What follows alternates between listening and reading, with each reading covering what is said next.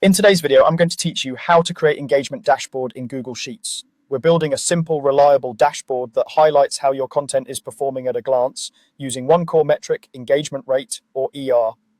Engagement rate tells you what portion of viewers actually interacted with your content. To calculate it, we take the total number of interactions and divide by total views. Interactions include likes, comments, and shares, so the formula is straightforward, equals open parenthesis, likes plus comments plus shares, close parenthesis divided by views. Start by opening a fresh Google Sheet and setting up clear column headers. Across the top, add likes, comments, shares, views, ER, and performance. Enter your data for each post or video in the first four columns.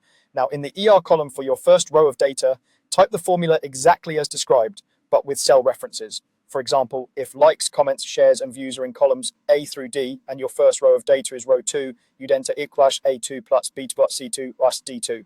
Hit enter and you'll see a decimal value. Format that cell as a percentage with 1 or 2 decimal places so it's easy to read. Then copy the formula down the ER column for all your rows. Next, let's benchmark success so your dashboard instantly flags high performers. A common target is a 5% engagement rate, but you can adjust this to match your niche or historical averages. In the performance column for your first row of data, enter an IF formula that checks whether ER meets or exceeds your target. Using the same example, if ER is in column E, the formula would be if E2 0.05 viral steady.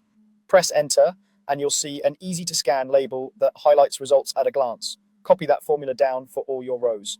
With those two pieces in place, you now have a functional engagement dashboard. ER gives you a normalized view of performance across posts with different reach, and the performance label turns raw numbers into quick insights you can act on. If your overall average ER seems low or high, revisit your target and update the threshold in the IF formula to reflect your goals. Finally, keep the sheet tidy and consistent. Make sure there are no blanks in the views column to avoid divide by zero errors, and always double check that your formula references match your column layout. That's it. Clean inputs, a clear ER calculation, and a simple benchmark for instant performance scanning.